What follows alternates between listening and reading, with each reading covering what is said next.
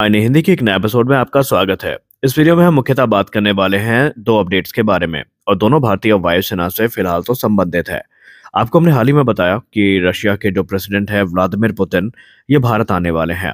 अब जाहिर सी बात है, जब वो भारत की विजिट पर होंगे तो इसको लेकर के जो हाइप है वो काफी ज्यादा क्रिएट होगी और रशिया इस समय इसको एक बड़ी अपॉर्चुनिटी के तौर पर देख रहा है, क्योंकि ये दौरा आम दौरों से बहुत ज्यादा अलग होने वाला है। यहाँ पर रशिया इस उम्मीद के साथ भारत में आएगा कि एक बड़ी पार्टनरशिप को फॉर्म किया जाए, जिससे रशिया की इकोनॉमी को भी बूस्ट मिले और रशिया को सबसे ज्यादा लंबे समय से जो तलाश है एक एक्सपोर्ट कस्टमर की अपने एफजीएफए के लिए, वो भी पूरी होती नजर आए। और इसी क्रम में एक रिपोर्ट सामने आई है। पहले अगर हम बात करें तो ये आई है यूनाइटेड एयरक्राफ्ट कॉरपोरेशन से, जहां पर इसके जो डिप्टी जनरल है सर्गी कोरोत्को, उन्होंने एक बहुत ही चौंकाने वाला खुलासा किया है। अभी तक ये माना जा रहा है कि जो SU-75 है ये बेसिकली अभी कॉन्सेप्ट स्टेजेस में है, इस पे काम शुरू नहीं हुआ। लेकिन इन्होंने जो चौंकाने वाली अनाउंसमेंट करी है, इन्होंने कहा कि रशिया का जो single engine fifth generation fighter aircraft है वो अपने डेवलपमेंट के एडवांस स्टेजेस में है और इसका जो रोल आउट है ये एक रिकॉर्ड टाइम में किया जाएगा।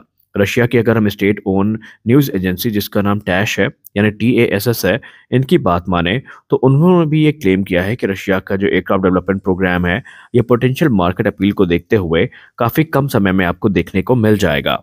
उन्होंने ये भी कहा कि बहुत सारे कस्टमर्स हैं, फॉरेन पार्टनर्स हैं जो इस समय बेसब्री से इस क्लास के जो स्टेल्थ फाइटर है इनका इंतजार कर रहे हैं, जो कि अफोर्डेबल भी हो और इसके अलावा उनको उड़ाना सस्ता भी हो और वो सारे रिक्वायरमेंट को पूरा भी करे। और ऐसे में SU-75 चेकमेट उनकी हर उम्मीदों पर खरा उतरेगा। उन्होंने कहा कि मेरे ओपिनियन में तो ये एयरक्राफ्ट अपने कैटेगरी का सबसे बेहतरीन एयरक्राफ्ट होने वाला है। जहां तक बात रही SU-75 चेकमेट की, तो इसको PJSC सुखोई कंपनी के द्वारा डेवलप किया गया है। ये एक कॉस्ट इफेक्टिव अल्टरनेटिव के तौर पर देखा जा रहा है मौजूदा western fifth generation fighter craft की तुलना में, जिसमें F-35 भी शामिल है।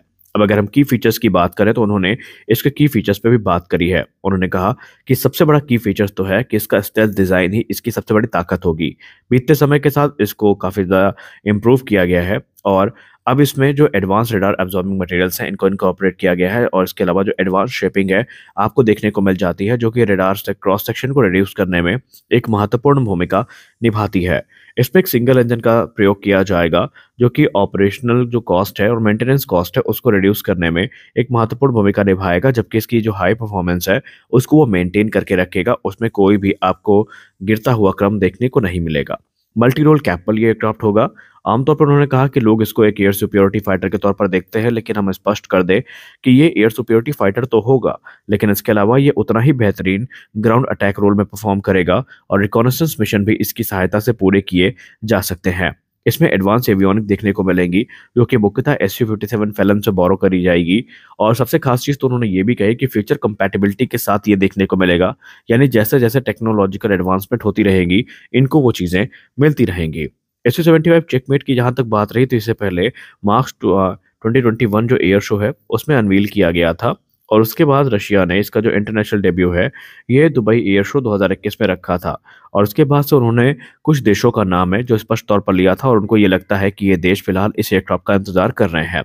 इसमें सबसे बड़ी मार्केट जो इस समय रशिया टारगेट कर रहा है वो है इंडिया। जी हाँ, इंडिया जो कि अपने कह सकते हैं MRFA प्रोग्राम के अंतर्गत एडवांस फाइटर्स को चाहता है। तो ऐसे में इस समय माना जा रहा है कि इंडियन एयरफोर्स के जो ऑफिशियल हैं उनको SU-75 चेकमेट प्रोग्राम के बारे में एरो इंडिया 2025 में ब्रीफ भी किया जाएगा। कुछ र्यूमर्स तो ये भी कहते हैं कि इसका जो प्रोटोटाइप जैसे दुबई में प्रदर्शित किया गया था वो भारत आ सकता है, लेकिन इसकी कोई कंफर्म रिपोर्ट अभी तक सामने नहीं आई है।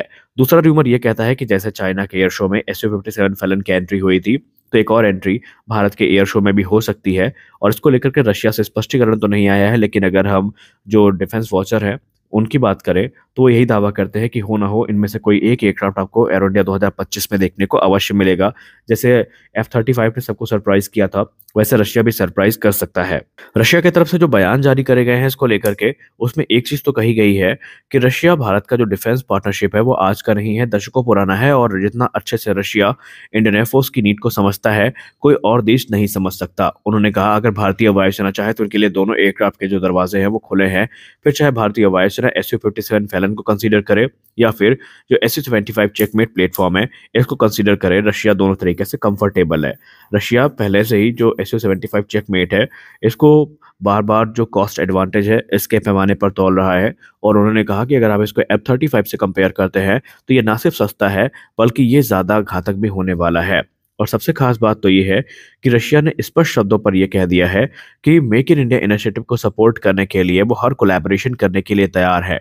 इंडिया जो भी वेपन सिस्टम इनकॉर्पोरेट करना चाहता है, जो भी स्पेसिफिक मॉडिफिकेशंस चाहता है, रशिया सब कुछ करेगा अगर भारतीय वायुसेना इसको कंसीडर करती है तो। रशिया का क्लेम तो काफ़ी ज़्यादा इसलिए भी बढ़ जाता है क्योंकि यहाँ पर वो क्लेम ये करते हैं कि ये मौजूदा 4.5 जनरेशन के जो अभी एडवांस एयरक्राफ्ट है उनकी तुलना में भी सस्ता होगा, और भारत के लिए इससे अच्छा ऑप्शन और क्या हो सकता है।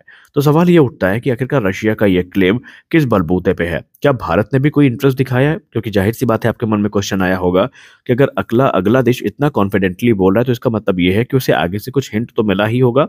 ऐसा भी नहीं है।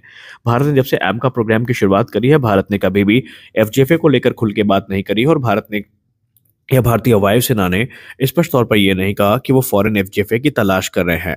और आपको याद दिला दें 2022 में कई ऐसे मौके आए जब भारतीय वायुसेना प्रमुख ने स्पष्ट शब्दों में मीडिया से आकर ये कहा था 2022-23 में कि उन्हें फॉरेन एफजेफए की जरूरत नहीं है, उनका एमका प्रोग्राम उनकी रिक्वायरमेंट को पूरा करने में सक्षम है। लेकिन एक बात हम सब जानते हैं कि एमका प्रोग्राम अभी कम से कम हमसे 1 दशक की दूरी पर है, और क्योंकि अब चाइना एक के बाद एक एडवांस स्टेल्थ फाइटर को अनवील कर रहा है, और जितना खुश चाइना है उससे कहीं ज्यादा खुश हमें पाकिस्तान नजर आ रहा है, क्योंकि उनको ये उम्मीद है कि आज नहीं तो कल चाइनीज स्टेल्थ फाइटर्स का एक्सेस उन्हें जरूर मिलेगा और भारतीय वायुसेना पर जो एक बढ़त है वो बना के रखेंगे। और इसी को आधार बना करके जो डिफेंस एंथुसियास्ट है वो लगातार सवाल कर रहे हैं कि क्या भारत को अब ये एयरक्राफ्ट लेने चाहिए, क्या रशिया का जो ऑफर है इसको भारत को दोनों हाथों से स्वीकार करना चाहिए। देखिए, अगर पाकिस्तान कंसर्न है तो आपको बता दें कि पाकिस्तान को गिरी से भी गिरी हालत में 2030 के पहले स्टेल्थ फाइटर्स नहीं मिलने वाले, क्योंकि जहां तक बात रही J-35 या J-31 की, अभी ये खुद डेवलपमेंटल स्टेजेस में है। भले इन्होंने अपनी पहली उड़ान को पूरा कर लिया है लेकिन ये लगातार रिफाइनमेंट से गुजर रहे हैं, और इन्हें अभी तक खुद जो चाइनीज नेवी और एयरफोर्स है इनमें इंडक्ट नहीं किया गया है। तो जाहिर सी बात है पहले जो टेस्टिंग और वैलिडेशन है ये पूरा होगा, और उसके बाद ही जो एक्सपोर्ट की चीज़ें हैं वो एक्सप्लोर की जाएंगी। तो कम से कम 2030 से 31 तक का समय लग जाएगा अगर पाकिस्तान को ये एयरक्राफ्ट मिलना हुआ। और ये वही दौर है जब भारतीय वायुसेना ऑलरेडी अपने जो एडवांस फाइटर्स हैं उनको बना रही होगी, जिसमें तेजस मार्क 2 और एमका जैसे एयरक्राफ्ट का नाम शामिल है। तो ऐसे में ये कहना कि भारतीय वायुसेना काफी ज्यादा गेम में पिछड़ती जा रही है और भारतीय वायुसेना के लिए बड़े खतरे बन रहे हैं, थोड़ा यहाँ पर जल्दबाजी होगी। हाँ, अगर भारतीय वायुसेना को लगता है कि ये प्रोग्राम और लंबे खींच सकते हैं और प्रैक्टिकली ये जो प्रपोज टाइमलाइन है उस पर नहीं आ सकते, तब निसंदेह भारतीय वायुसेना को इस पर गौर अवश्य करना चाहिए और एमआरएफए में इनको जगह देनी चाहिए। तो आज के इस वीडियो में बस इतना ही। आशा करते हैं ये वीडियो आपको अच्छी लगी होगी। वीडियो अच्छी लगे वीडियो को लाइक करिए, नए चैनल को सब्सक्राइब करिए। मिलते हैं अगले वीडियो में, तब तक के लिए जय हिंद।